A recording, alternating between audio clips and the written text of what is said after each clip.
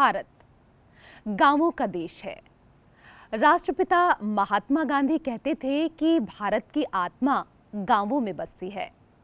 लेकिन जैसे जैसे हम विकास की दौड़ में आगे बढ़ते चले गए, कहीं ना कहीं गांव पीछे छूटते चले गए। आज के दौर में हम स्मार्ट सिटी को लेकर बात कर रहे हैं। देश के हर युवा से अगर बात की जाए तो कोई ना कोई स्मार्ट सिटी के बारे में कुछ ना कुछ जानकारी दे ही देता है। लेकिन ऐसे में हमारे देश के दो युवाओं ने गांवों के महत्व को समझा और उन्होंने स्मार्ट गांव को लेकर बात की।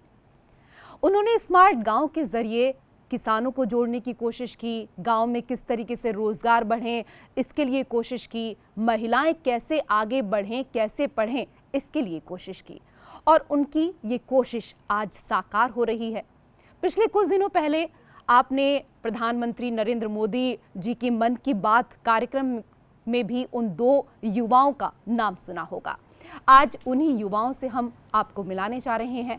हमारे साथ आज के दो खास मेहमान हैं। रजनीश बाजपेयी जी, बहुत बहुत स्वागत है आपका। और हमारे साथ योगेश साहू जी भी हैं, आपका भी बहुत बहुत स्वागत। Thank you. आप जो कार्य कर रहे हैं, जाहिर सी बात है कि पूरे देश में उससे उत्साह है, लेकिन आपकी ये जर्नी कैसे रही, कैसे इसकी शुरुआत हुई, तमाम सवाल मेरे मन में हैं। ये बताइए रजनीश जी, जहाँ तक मुझे आपके बारे में पता है कि आप एक सॉफ्टवेयर इंजीनियर हैं, वो भी अमेरिका में। अमेरिका में रहते हुए आपने अपने गांवों के लिए सोचा, तो ये आइडिया, ये विचार आपके मन में कैसे आया? एक्चुअली भले ही हम अमेरिका में गए, लेकिन हमें अपनी मातृभूमि से जुड़ाव तो हरदम से रहा। हमारे जो संस्कार थे जो हमने यहाँ से लिए, तो और हरदम ही मातृभूमि के लिए हम लोग करना चाहते थे।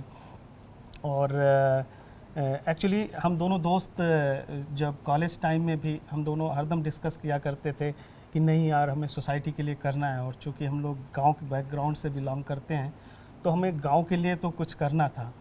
और जब 2015 में हमारे आदरणीय प्रधानमंत्री श्री नरेंद्र मोदी जी यूएस आए थे और सैन जोसे शहर में हम प्रवासी भारतीयों को संबोधित कर रहे थे, तो उन्होंने अपने भाषण में ब्रेन ड्रेन से ब्रेन गेन की बात की थी।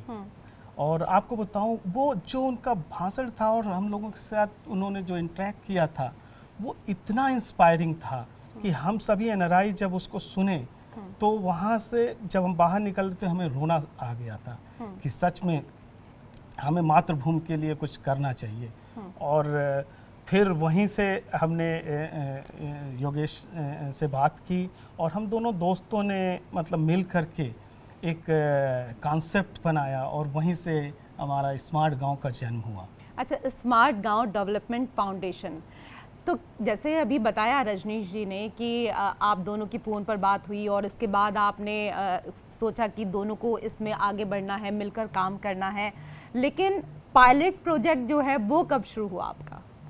जी, तो जब हमने ये कॉन्सेप्ट सोचा तो हमारे मन में विचार था कि हमें ऐसा प्रोजेक्ट करना है जिसके थ्रू हम विलेजर्स के लाइफ में क्वालिटी इंप्रूव कर सके। तो हमारा ऑब्जेक्टिव था to improve the quality of life of villagers. इसलिए ये कॉन्सेप्ट हमारा स्मार्ट गांव बना कि हमें उन्हें स्मार्ट बनाना है। तो जब ये बात शुरू हुई तो हमने सोचा अब ये स्मार्ट गांव का कॉन्सेप्ट है, हम गांव चुनते हैं। तो जो गांव था पहला, वो हमने तौधकपुर को चुना, जो कि रजनीश भाई का गांव है। अच्छा। और इनके जो बड़े भैया हैं कार्तिकेय शंकर बाजपेयी जी, वो वहाँ के सरपंच थे।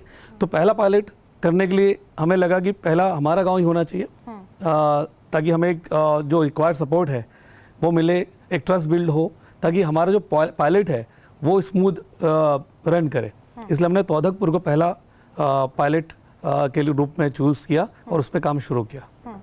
तो कितने गांवों को आप चुन चुके हैं अब तक? कितने गांव आपके साथ जुड़ चुके हैं रजनीश जी? अभी हमारे साथ हमने जो स्टार्ट किया था तौधकपुर से, और उसका जो काफ़ी जब लोगों ने देखा और उससे इंस्पायर हुए, तो उसके बाद से कई 10 गांव फिर उसमें ऐड हुए। जो इस मॉडल, जो स्मार्ट गांव मॉडल है हमारा, उसको उसके अकॉर्डिंग वो लोग उस पर डेवलपमेंट कर रहे हैं। और धीरे धीरे अभी हम 20 से ज़्यादा गांव में कर रहे हैं। और अभी तो फ्यूचर में हमारा टारगेट काफ़ी है कि हम ज़्यादा से ज़्यादा देश के अपने गाँव को हम स्मार्ट बनाने की कोशिश करेंगे। गाँव को स्मार्ट बनाने की जो प्रक्रिया है आपकी निरंतर ये जारी है। आपने कहा कि कई सारे गांव हैं जो जुड़ चुके हैं आपके साथ, लेकिन बाकी गांव जो जुड़ना चाहते हैं आपके साथ, आपके फाउंडेशन के साथ, या फिर आपने जो स्मार्ट गांव ऐप बनाई है उसके साथ, तो क्या कुछ प्रोसेस होता है इसका, वो बताएं। देखिए, हमारे पास 6 लाख से ज़्यादा गांव हैं जी। और अगर इसको एक विस्तार लेवल पे, स्केल लेवल पे काम करना है तो टेक्नोलॉजी का उपयोग बहुत ज़रूरी है। तो हमने इसलिए टेक्नोलॉजी को चुना, हमने स्मार्ट गांव ऐप बनाया। और स्मार्ट गांव ऐप जो है उसमें एक फीचर है कि अगर कोई गांव अपने आप को स्मार्ट गांव बनाने के लिए रजिस्टर करना चाहता है तो हमारे ऐप या हमारे वेबसाइट के माध्यम से वो अपनी सारी जो जानकारी है गांव की, गांव कहाँ है, किस लोकेशन पे कितने लोग हैं, सरपंच कौन है, उनके कॉन्टेक्ट डिटेल, वो सारी इन्फॉर्मेशन हमारे ऐप में डालते हैं और वहाँ से ये हमारी टीम तक पहुँचता है। फिर उसका एक ऑडिट होता है, एक सर्वे होता है, जो भी स्मार्ट ऐप के माध्यम से ही हम वो सर्वे कंडक्ट करते हैं। और प्रॉपर एक प्रोसेस होता है कि उस गांव का पूरा जो करंट स्टेटस है कि क्या स्टेटस है, किस लेवल पे है, मूलभूत सुविधा है कि नहीं, पानी का क्या स्टेटस है, बिजली का क्या स्टेटस है, स्कूल का क्या स्टेटस है।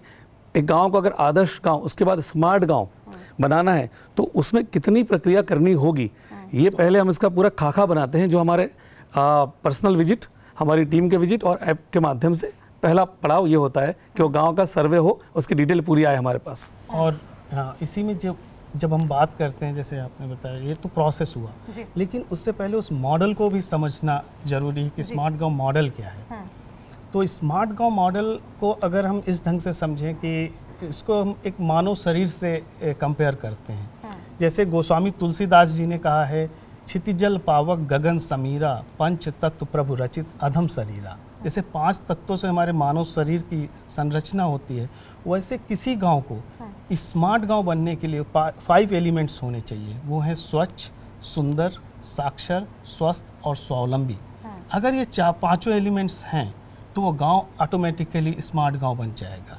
तो हम लोगों ने जब ऐप डिज़ाइन की तो इस बात को ज़रूर ध्यान रखा कि इसके अकॉर्डिंग्स हमारे जो प्रोग्राम्स हों, डेवलपमेंट प्रोग्राम्स, उसके अकॉर्डिंग बने, जिससे हम गांव का सर्वांगीण विकास कर सकें। लेकिन ये बताइए कि जैसा कि लगातार हम ऐप को लेकर, आपकी फाउंडेशन को लेकर बात कर रहे हैं, लेकिन लोग जाएं कहाँ, वेबसाइट कैसे ढूंढें, ऐप को कैसे ढूंढें, कहाँ जाना होगा, वो प्रोसेस तो बताइए। एप्लीकेशंस जो होते हैं, हमारा एप्लीकेशन एंड्रॉयड में बना हुआ है। हाँ। वो गूगल प्ले स्टोर में है जी। तो जो भी एंड्रॉयड एप्लीकेशन यूज़ करते हैं, सॉरी एंड्रॉयड फ़ोन यूज़ करते हैं, वो गूगल प्ले स्टोर में जाते हैं और वहाँ पे स्मार्ट गांव लिखें तो उनको एप्लीकेशन मिल जाता है, वहाँ से डाउनलोड कर सकते हैं और उस पर रजिस्टर कर सकते हैं। अगर गूगल पे भी वो स्मार्ट गांव लिखते हैं तो हमारा वेबसाइट आ जाता है, वहाँ जाके वो रजिस्टर कर सकते हैं। और भी बहुत सारे माध्यम हैं, जैसे कि हमारे कॉन्टेक्ट डिटेल्स हैं, है ना, व्हाट्सएप नंबर है, उसके थ्रू हमारी टीम से वो कनेक्ट कर सकते हैं और वो हमारी टीम उनको असिस्ट करती है कि वो किस तरीके से अपने गांव के बारे में जानकारी हम तक पहुंचाएं। हमारे सोशल मीडिया पेजेस हैं, हमारे स्मार्ट गांव के फेसबुक पेज है, लिंक्डइन है, यूट्यूब है, तो तमाम सोशल मीडिया में हमारी प्रेजेंस है। उसके थ्रू भी बहुत सारे जो गांव के लोग हम तक पहुंचते हैं, रीच करते हैं, हमसे कांटेक्ट करते हैं और फिर हम उनकी जानकारी सही तरीके से इकट्ठा करते हैं और हमारे रिकॉर्ड में बनाते हैं। हर चीज़ की जब शुरुआत करते हैं तो कुछ लोग कहते हैं अरे अच्छा है, कुछ लोग कहते हैं कि नहीं नहीं ठीक है, ये क्या कर रहे हो आप, तो अमेरिका में रहते हो, ये सब करने की क्या ज़रूरत है। जाहिर सी बात है कि बहुत से लोगों ने ऐसा भी बोला होगा आपको, लेकिन जब प्रधानमंत्री नरेंद्र मोदी ने आप के बारे में जिक्र किया मन की बात में, तो उसके बाद लोगों में किस तरीके का उत्साह आया है और आप लोगों में कितनी एनर्जी आई, पहले से डबल या वैसी ही है? नो, डेफिनेटली हम लोगों में डबल क्या कहें, 10 गुना एनर्जी आई कि और हम लोग ज़्यादा से ज़्यादा करना चाहते हैं। आपने बहुत अच्छा क्वेश्चन पूछा। एक्चुअली मोदी जी ने जब इसको मन की बात में बोला तो उसके बाद ये चिंगारी का काम किया। और ये कई एरिया में लोगों को, आप जो उन्होंने बहुत अच्छी बात बोली कि किसी रीजन से हमारे अंदर करने की इच्छा है बट हमारे उसमें कालिक जम जाती है और हम लोग धीरे धीरे इसको करना चाहते हैं लेकिन नहीं कर पाते, समय के कारण, किस परिस्थितियों के कारण। बट जब समय आता है तो डेफिनेटली हम इस पे करना चाहिए। इस वाक्य को सुनने के बाद आपको बता दूं, बहुत सारे जो हमारे साथी और अलग अलग जगहों पे रहते हैं, कोई यहाँ पे मेट्रो सिटीज़ में रहते हैं, जो अलग अलग विदेशों में, चाहे यूके हुआ, ऑस्ट्रेलिया हुआ, यूएस हुआ जी। जो हमारे भारतीय थे वो आगे आए और उन्होंने कहा, इस मॉडल को समझने लगे कि क्या है, और कहा कि रही हम तो काफ़ी समय से गांव हम करना चाहते थे सोसाइटी के लिए, और ये इससे हमको काफ़ी प्रेरणा मिली है और हम करेंगे। आपको विश्वास नहीं होगा, आज हमारे साथ कई देशों के एनआरआई से जुड़ गए हैं जो गांव के विकास में लगे हैं। और रही बात जब दूसरी आती है, जो मन की बात से और एक बड़ा इम्पैक्ट हुआ कि ये जब मन की बात में ये आया, स्मार्ट गांव का जिक्र आया, तो मध्य प्रदेश के दमोह जिले के एक हमारे युवा साथी हैं अनुज वाजपेयी जी, उनका गांव है स्मार्ट गांव लाइक पड़रिया थोबन। वहाँ पे उन्होंने जब इसका जिक्र सुना, उन्होंने हम लोगों से कांटेक्ट किया और इसको बारीकी से समझा, और इस मॉडल के अनुरूप हम लोगों के साथ मिल करके उन्होंने अपने गांव की पूरा दिशा और दशा ही बदल डाली। आज वो स्मार्ट गांव पड़रिया थोबन मध्य प्रदेश का, आप बता रहा हूँ, वो एक स्वच्छता और सुंदरता का एक नया मिसाल बन गया। वहाँ के लोग प्राउड फील कर रहे हैं। तो जैसा कि अभी आपने यहाँ पर बताया, बहुत सारे लोग ऐसे हैं जो विदेश में आपके साथ रहते हैं और उनका भी कहना है कि हमको गांव से जुड़ना है, तो उनके लिए भी कुछ आइडिया आप लेकर आए हैं कि उनको वापस अपने देश में लेकर आना है? नहीं, हमारा यही है कि डिजिटल इंडिया ने एक बताइए बहुत बड़ी क्रांति ला दी है। आज गांव-गांव में ऑप्टिकल फाइबर से इंटरनेट पहुंच गया है। हाँ। लोग काफ़ी कनेक्ट हो रहे हैं। हाँ। तो अब ये मैटर नहीं करता आप यहाँ पे हैं या विदेश में हैं, डायरेक्टली कनेक्ट हो जाइए। हाँ। आप यहाँ मातृभूमि से जुड़ रहे हैं और वहाँ पे किसी न किसी तरीके से, क्योंकि सब जो अपनी एक्सपर्टीज़ है उसके साथ हेल्प कर रहे हैं। जैसे हमारा जो स्मार्ट गांव मेंटर्स प्रोग्राम है, उससे कई सारे एनआरआई एज ए मेंटर बने और बच्चों को वहाँ पे जो गांव के बच्चे हैं उनको अलग अलग चीज़ों की ट्रेनिंग दे रहे हैं। स्मार्ट गांव बनाने की तो आप लोग बात कर रहे हैं, लेकिन लोगों को किस तरीके से उसमें सुविधा मिलती है? महिलाओं को कैसे सुविधा मिलती है? बच्चियों को कैसे सुविधा मिलती है? किसानों को कैसे सुविधा मिलती है? और क्या रोजगार के अवसर भी उपलब्ध होते हैं? कुछ ऐसी चीज़ें भी हैं, वो सब समझना चाहेंगे आपसे। जी बिल्कुल। तो स्मार्ट गांव ऐप जो है ये पूर्ण तरह विलेज को फोकस करके बनाया गया है। कि जो गांव में रहने वाले जो लोग होते हैं, वहाँ के जो स्टूडेंट्स हैं, बच्चे हैं, फार्मर्स हैं, वहाँ की महिलाएं हैं, वहाँ के लोग हैं, ये इन लोगों का माइंड शेयर क्या है, मतलब अगर उनको एक ऐप बनाया जाए उनके लिए तो कैसा ऐप वो सोचते हैं। क्योंकि बहुत इंपॉर्टेंट है जब आप कोई ऐप बनाते हैं कि जो यूज़र है, जो उस ऐप को यूज़ करने वाला है, उसके लिए उसके हिसाब से होना चाहिए, उसकी लैंग्वेज में होना चाहिए, उसका जो यूज़र इंटरफेस है उसके लिए बहुत ईजी टू यूज़ होना चाहिए। तो हमने जब ऐप डिज़ाइन किया तो हमने ऐप इंग्लिश में है ज़्यादातर चीज़ें या हिंदी में? हिंदी, इंग्लिश और मराठी तीनों लैंग्वेज में है। अच्छा, लैंग्वेज के हिसाब जी अभी फिलहाल, और हम और भी लैंग्वेज ऐड करेंगे। जैसे जब हम जिस स्टेट में काम करते हैं तो उस स्टेट का लैंग्वेज हम ऐड करते हैं। तो पहला तो यही चीज़ है कि मल्टीलिंगुअल है, ताकि उस विलेज का जो ग्रामवासी है उसके लोकल लैंग्वेज में होगा। और बहुत ही सिंपल है, आइकॉन बनाया हुआ है हर चीज़ के, ताकि अगर कोई बुजुर्ग है, कम पढ़े लिखे हैं या उनको विजिबिलिटी है तो वो भी आइकन देख के वो यूज़ कर सकते हैं। अच्छा। अब मैं आता हूँ अलग जो सारे प्रोग्राम्स होते हैं, तो हमारे ऐप में जैसे आप एक गांव को हम ऐड करते हैं, वो गांव का व्यक्ति जब वो ज्वाइन करता है, वहाँ पे एक सोशल पेज होता है, वहाँ पे एक ट्रैकर होता है, जितने भी गांव में कार्यक्रम हो रहा है, अगर कहीं पे स्वच्छता हो रहा है, कहीं पे नल का काम चल रहा है, कहीं पे वॉल पेंटिंग हो रही है, कहीं पे पेड़ लगाए जा रहे हैं, वो सारे जो प्रोग्रेस है वो उस ऐप में डाले जाते हैं और उसकी मॉनिटर की जाती है उसको। तो हर गांव का व्यक्ति मॉनिटर कर सकता है, कमेंट कर सकता है, और अगर काम नहीं हो रहा तो कंप्लेंट भी कर सकता है। तो ये पूरी जो ई गवर्नेंस होता है, ट्रांसपेरेंसी, सरपंच, वीडियो, बीडीओ और गांव के लोग सब उस ऐप में इंटीग्रेटेडली कनेक्टेड होते हैं। तो कोई भी जो प्रोजेक्ट चल रहा है सब उसको पारदर्शिता के साथ देख सकते हैं और उसके में अपने कमेंट डाल सकते हैं और प्रोग्रेस को अपडेट कर सकते हैं। विश्व में सबको पता है कि भारत कितना खूबसूरत है और यहाँ पर इतनी महान महान चीजें हैं देखने के लिए। जैसे मंदिरों की आपने बात की, बहुत ऐसी चीजें हैं जिसकी खूबसूरती में लोग जो हैं वो आकर खो जाते हैं। तो कुछ ऐसा भी आपने प्लान किया है कि भाई भारत के गांवों की खूबसूरती को देखने के लिए विदेशों से लोग आएं और उससे भी रोजगार, आमदनी का जरिया बढ़ सके गांव के लोगों के लिए? आपने बहुत अच्छी बात यहाँ पे की है।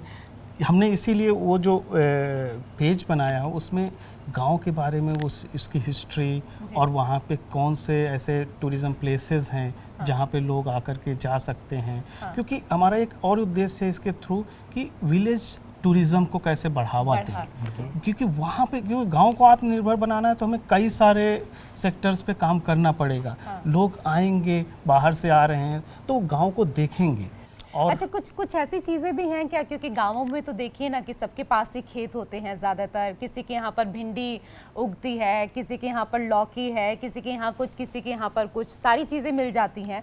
तो क्या कुछ ऐसी भी सुविधा की गई है कि इस व्यक्ति के यहाँ पर भिंडी है इस बार और भिंडी का रेट इतना, बराबर वाले के यहाँ पर लौकी है इसका रेट इतना, और लोग सीधे वहीं जाकर खेतों से ही ताज़ा ताज़ा सब्जी खरीद सकें, ऐसा भी कुछ है क्या इसके अंदर? हाँ, इसमें यस, इसमें हमारा जो ग्राम मार्ट फीचर है जी। ये काफ़ी उपयोगी है कि जिसमें हमारे जो किसान भाई हैं वो लोग अपनी ये इन्फॉर्मेशन डाल सकते हैं, भिंडी है और ये है और इस क्वालिटी की है। हाँ। और तो ये इन्फॉर्मेशन ऑटोमेटिकली जो भी ऐप से कनेक्टेड लोग हैं वो इन्फॉर्मेशन उन तक पहुंच जाएगी।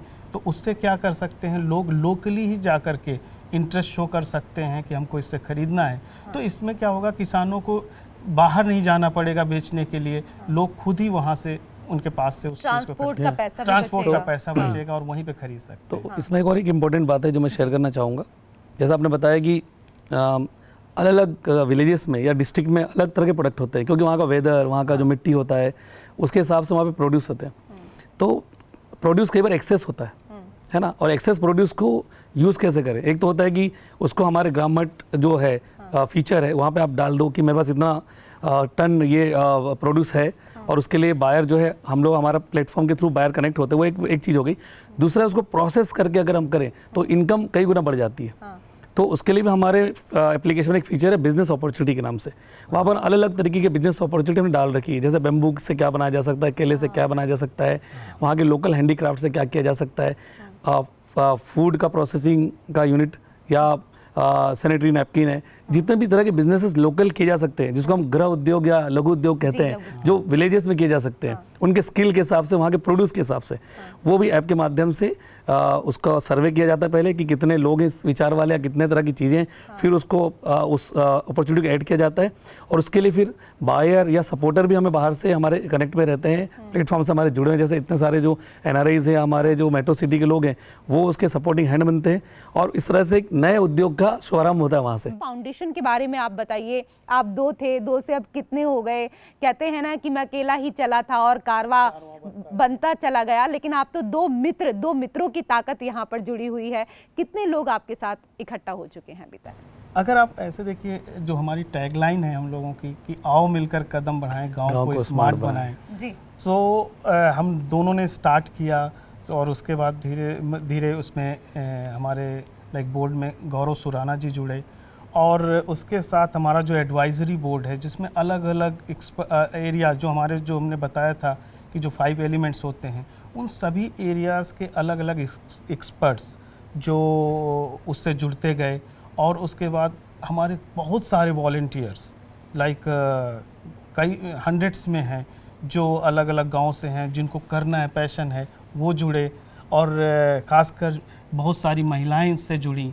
और क्योंकि हमारा जो स्मार्ट स्किल्स बिल्ड है, क्योंकि हमारा एक और उद्देश्य है कि आज की जो 21st सेंचुरी स्किल्स है, तो इसमें हम सभी को 21st सेंचुरी स्किल से काफ़ी ट्रेन होना चाहिए। क्योंकि अगर हमको 2030 को अगर हम टारगेट कर रहे हैं तो हमें फ्यूचर रेडी, फ्यूचर फिट होना चाहिए। तो उनके लिए हम ट्रेडिशनल जो स्किल्स है उसकी जगह पे हम कह रहे हैं एम्प्लॉयमेंट बेस्ड स्किल्स, रोजगार संबंधी शिक्षा, जो हमारी माताएं और बहनें वो इसको हमारे पोर्टल के थ्रू सीख सकते हैं। उसमें बहुत सारे ऐसे ट्रेनिंग प्रोग्राम्स हैं, कोर्सेज हैं जो जा कर के देख सकती हैं। और हम वहाँ पे स्मार्ट रिसोर्स सेंटर गांव में जो बना रहे हैं कि वहाँ पे हम जो गवर्नमेंट की जो अलग अलग CSC हैं, और जो हमारा मेन उद्देश्य है गवर्नमेंट की जो स्कीम्स को कैसे हम ज़्यादा से ज़्यादा उपयोग करें, जिससे वो योजनाएं गांव के लोगों तक पहुंचे। बिल्कुल, और गांव में तो महिलाएं सीख क्या सकती हैं, बल्कि सिखा भी सकती हैं। आप देखिए ना कि गांव में ज्यादातर महिलाएं अचार घर घर में बनता है, है ना, बहुत सारी ऐसी चीजें हैं। इस पे एक बहुत अच्छा एग्जांपल है जी। हमारा छत्तीसगढ़ का एक गांव है मचांदूर जी। तो वहाँ पर जब हमने प्रोजेक्ट चालू किया, तो वहाँ पर वहाँ का अचार और पापड़ बहुत फेमस है। तो ये वहाँ से मतलब वहीं से आया, वहाँ की जो हमारी माएँ हैं, बहनें हैं, वहाँ की जो महिलाएं हैं, कि हमारे पास ये प्रोड्यूस है और हम लोकली, जैसे वाटर आपने बताया ना कि हमने इसको अचार दे दिया, और वो तो उसको कैसे हम बड़ा करें, कैसे हम इसको बाहर तक लेके जाए कि हमारी इनकम सोर्स बढ़े और हम बिजी हों। तो फिर हमने ये एक प्रोजेक्ट एक चालू किया कि एक स्ट्रक्चर बनाया कि कैसे कितना वहाँ से हम प्रोड्यूस ये अचार और पापड़ कितना क्वांटिटी में हम एक्सपोर्ट कर सकते हैं। और एक्सपोर्ट करना फिर रेगुलर चाहिए, ऐसा नहीं कि एक बार एक्सपोर्ट कर दिया फिर नहीं किया। तो मंथली कितना हो सकता है, ऐसा पूरा प्लान आउट करके वो एग्जीक्यूट किया वहाँ पर। तो इस तरह से जो आपने बोला कि महिला सशक्तिकरण, उसमें एक तो होता है कि उनको रोजगार मिले, सेल्फ एम्प्लॉयमेंट मिले, दूसरा है उनकी ट्रेनिंग हो। तो हम ट्रेनिंग के लिए भी हमारे पास एक्सपर्ट्स हैं जो भी ऐसे ही एक्सपर्ट महिलाएं हैं और वो अपने फील्ड में बहुत आगे हैं। तो वो आकर गांव में जाके पर्सनली उनसे मिलती है, उनको मोटिवेट करती है और उनको उनके जो स्किल होती है उनको जगाती है और उनको उनके स्किल के हिसाब से गाइड करती है कि वो आगे क्या कर सकती है। तो इस तरह से हम वो अवेयरनेस बोल सकते हैं इसको, या जागृत करना बोल सकते हैं, वैसा करके भी उस तरह का मूवमेंट हम करते हैं विलेजेस में। ठीक है, गांव की महिलाएं बहुत कुछ सीख सकती हैं, ये जैसा कि आपने कहा, और इससे पहले मैंने कहा कि गांव की महिलाएं ऐसी हैं कि बहुत कुछ सिखा भी सकती हैं। तो क्या उसके लिए भी आप लोग कुछ कोशिश कर रहे हैं कि बाहर के लोगों को ले जाएं गांव में, जिन महिलाओं को बहुत सारी चीजें आती हैं, जैसे पापड़ का आपने उदाहरण दिया, अचार की बात की, सिलाई बहुत सारी महिलाओं को आती है, तो बाहर की महिलाएं भी उनसे जाकर सीख सकें। जो कई बार ऐसा होता है कि शहरों में भी कुछ चीज़ें हमें ऐसी होती हैं जो नहीं मिल पाती हैं। तो हम इसमें एक चीज़ करते हैं, साल में हम लोग 1 या 2 बार विलेजेस में एक टूर रखते हैं। जहाँ पर जो वहाँ के सिर्फ महिलाएं ही नहीं, वहाँ के अगर कोई यूथ भी है या कोई और भी ओल्ड एज है जो किसी पर्टिकुलर तरह के संगीत में या कारीगरी में या आचार बनानी हो गया, पापड़ बनाना हो गया, कुर्सी हस्तशिल्प हो गया, कोई भी चीज़ में अगर वो पारंगत हैं, तो हम शहरों से लोगों को लेके जाते हैं, वो वहाँ पे पूरा दिन बिताते हैं और उनसे वो चीज़ें सीखते हैं। जो आपने बोला कि उनके अंदर इतना टैलेंट होता है कि वो कितने सारे लोगों को सिखा सकते हैं, तो वो लोग सीखते हैं। और कई लोग तो ऐसा होता है वहाँ से सीख के शहरों में उस चीज़ का उपयोग करते हैं और उसको आगे बढ़ाते हैं, व्यापार शुरू करते हैं और फिर उनको जोड़ लेते हैं साथ में। तो ये हम एक्टिविटी करते हैं, क्योंकि हमारा यही है कि कैसे ग्लोबली कनेक्ट करें। और जो ये डिजिटल हमारा युग है, तो यही है कि और जिसके पास टैलेंट है, हमारा मेन और यही मकसद है कि उस टैलेंट को एक सीमित दायरे में ना रखें, इसको डिजिटल युग की आपने बात की, तो हम देख भी रहे हैं कि मोदी जी के आने बाद उनके बाद तो डिजिटल क्रांति जो है उसकी शुरुआत हुई और उसका ताज़ा उदाहरण आप दोनों की ऐप भी है। तो आप अपने अनुभव साझा करेंगे कि किस तरीके से इस डिजिटल क्रांति को आप देखते हैं? मैं स्टार्टअप के संदर्भ में बात करूंगा कि पहले हम कोई भी स्टार्टअप करने से थोड़ा हिचकिचाते थे। लोगों का मन था कि हम नौकरी करें, कहीं जॉब लग जाए। पेरेंट्स भी यही सिखाते थे कि भाई पढ़ ले और नौकरी कर ले। एक ऐसा माइंडसेट था आज से 10 साल पहले। वो लास्ट 10 इयर्स में ये जो माइंडसेट है, ये बोलते हैं ना कि नौकरी के लिए नहीं सोचता इंसान, सोचता कि मैं ऐसा कुछ बनाऊं कि उससे मैं काम करूं, साथ में और 4 लोग मेरे काम करें, चाहे वो गांव हो या शहर हो। तो ये एक बहुत बड़ा जो ये जो चेंज आया है, इसमें जो डिजिटलाइजेशन का बहुत महत्व है, क्योंकि आज जो टेक्नोलॉजी अवेलेबल है मार्केट में, टूल्स अवेलेबल हैं, सिस्टम है, इंटरनेट है, ये एक्सेस देता है लोगों को कि इस लेवल की थॉट प्रोसेस डालें। और जैसा मैं स्मार्ट गांव के बारे में बात करूं कि आज हमारे साथ करीबन 22 स्टार्टअप्स हैं जो जुड़ गए हैं स्मार्ट गांव के मिशन में। क्योंकि जब हम स्मार्ट गांव का प्रोजेक्ट करते हैं गांव में, तो हमें हमारा एक तो अवेयरनेस होता है, एक टेक्नोलॉजी होती है, ये दोनों का समावेश से हम स्मार्ट गांव का प्रोजेक्ट एग्जीक्यूट करते हैं। तो यहाँ पे स्टार्टअप की अहम भूमिका होती है। तो वो जो स्टार्टअप्स होते हैं वो अलग अलग हिस्से में, अलग अलग जो हमारे प्रोग्राम्स में हमारी मदद करते हैं। और साथ ही साथ ये मदद कैसा हो जाता है, कोलैबोरेट हो जाता है कि उनको भी स्मार्ट गांव के साथ काम करने का एक अवसर मिलता है और हमें भी उन स्टार्टअप का जो टैलेंट है या स्टार्टअप के जो फाउंडर्स हैं उनका जो टैलेंट है वो हमें मिलता है हमारे स्मार्ट गांव के लिए। तो ये और ये दोनों का जो बेनिफिट है विलेज को मिलता है। तो इस तरह से जैसे सॉइल टेस्टिंग हो गया या हेल्थ का जैसे मैंने बताया उसके लिए है, ड्रोन टेक्नोलॉजी है, AI है, ऐसे बहुत सारे एड टेक है, ऐसे बहुत सारे स्टार्टअप है जो हमारे साथ जुड़ गए हैं और वो हमारे मिशन में हमारा साथ दे रहे हैं। तो जब गाँवों के बारे में आप सोच रहे थे, फैमिली ने सपोर्ट किया उस वक्त आपको? बहुत सपोर्ट किया डेफिनेटली। और नहीं तो कहते हैं ना, ये सब एक अकेले से तो हो नहीं सकता, क्योंकि 1 और 1 11 होते हैं। जब सबका सहयोग मिलता है तो सबका साथ, सबका विकास। और 2 और 2 22 और 2 और 2 22 होते हैं। और जो बुजुर्ग हैं उनका तो आशीर्वाद आपको फ्री में मिलता है। Actually, जी, हाँ। तो ऐसे में जो सीनियर सिटीजन्स हैं, जो वरिष्ठ हैं, उनको स्मार्ट बनाने के लिए आपके स्मार्ट ऐप में क्या कुछ है? हाँ, हमने क्या किया कि क्योंकि वो जो है या तो गांव के जो होते बुजुर्ग बहुत कम है, बहुत जिन संख्या जो स्मार्टफोन यूज़ करते हैं, जनरली फीचर फ़ोन यूज़ करते या तो फ़ोन यूज़ नहीं करते, तो उनके लिए वीडियोज़ हैं, सेलेक्टेड वीडियोज़ होते हैं जो उस गांव के फार्मिंग से रिलेटेड वीडियोज़ होते हैं, क्योंकि वो इतने एक्सपर्ट होते हैं, उन्होंने अपने जीवन में ज़्यादातर समय फार्मिंग में बिताया हुआ है ना। और दूसरा होता है कि वो उस गांव के जो हिस्टोरिकल चीज़ें हैं, चाहे म्यूज़िक हो, डांस हो, वहाँ का जो फोक डांस होते हैं या ऐसी जो चीज़ उस गांव से रिलेटेड, उस संस्कृति से रिलेटेड चीज़ें हम उसमें अवेलेबल कराते हैं ताकि उनका इंटरेस्ट बना रहे। और गांव में जो भी इवेंट्स होते हैं ना, वो इवेंट का कैलेंडर ऐप में होता है, तो जनरली इवेंट्स में इनका बहुत बड़ा रोल होता है, क्योंकि ये जो होते हैं वो यही है, इन्हीं के आशीर्वाद से वो इवेंट्स होते हैं, तो उनमें उनकी चर्चा की जाती है, उनके बारे में बात की जाती है, तो यूथ है उनको दिखाते हैं। जैसे अभी एक दमोह साइड में बुंदेलखंडी संगीत है, तो वो काफ़ी फेमस है, तो उस पर अलग अलग होते रहते हैं वहाँ पे भजन कीर्तन और उस टाइप के संगीत, तो हम लोग उनको रिकॉर्ड करते हुए अपने ऐप पे रखते हैं, जिससे कि लोग इसको देखें और समझें कि क्या है। और कहते भी है ना कि गांव में तो होनहारों की कमी नहीं होती है, तो ऐसे जो गांव में टैलेंट भरे हुए हैं, ऐसे जो युवा हैं, क्या उनके लिए भी आप कुछ काम कर रहे हैं कि जिस काबिल ये व्यक्ति है इसको वहां तक पहुंचाया जाए, उसमें ऐसी कोई मदद? जी हाँ, इसका आपको बताऊँ, हमारा एक बहुत अच्छा एग्जाम्पल है, हमारा जो स्मार्ट स्किल बिल्ड प्रोग्राम है जी। उसमें हमने एक रिचा फाउंडेशन के साथ हम लोगों ने काम किया। और उसमें हमारा एक नितिन मिश्रा करके एक छात्र था जिसने ITI वगैरह किया और गांव में सर्च कर रहा था कि क्या और किया जा सकता है। फिर वो हम लोगों से जुड़ा और फिर उन्होंने अलग अलग प्रोग्राम्स, जो अलग अलग सर्टिफिकेशंस थे उसने किया, और उसके बाद आज वो एम्प्लॉयड है, वो जॉब कर रहा है और गांव में ही रह के वो अलग जो डिजिटली और दूसरी चीज़ें हैं वो वहाँ से मतलब कुल मिलाकर आप दोनों ने ये ठाना है कि गांव से पलायन नहीं होने देना है किसी भी कीमत पर, और वो जो बचपन के यार दोस्त हैं वो हमें गांव में ही मिलने चाहिए, गांव से बाहर नहीं होने चाहिए, सब कुछ गांव में ही अवेलेबल होना चाहिए। जी, बिल्कुल बहुत सही। अच्छी पहल है आप दोनों की ये, और इसको तो पूरा देश सराहा रहा है। खुद प्रधानमंत्री नरेंद्र मोदी जी ने भी अपने कार्यक्रम मन की बात में आप दोनों का जिक्र किया, इसके लिए आप दोनों बधाई के पात्र हैं। बहुत बहुत शुक्रिया हमारे स्टूडियो में आने के लिए। Thank you thank you so much. और इसी के साथ हमारे खास कार्यक्रम में फिलहाल मेरे साथ इतना ही। नमस्कार।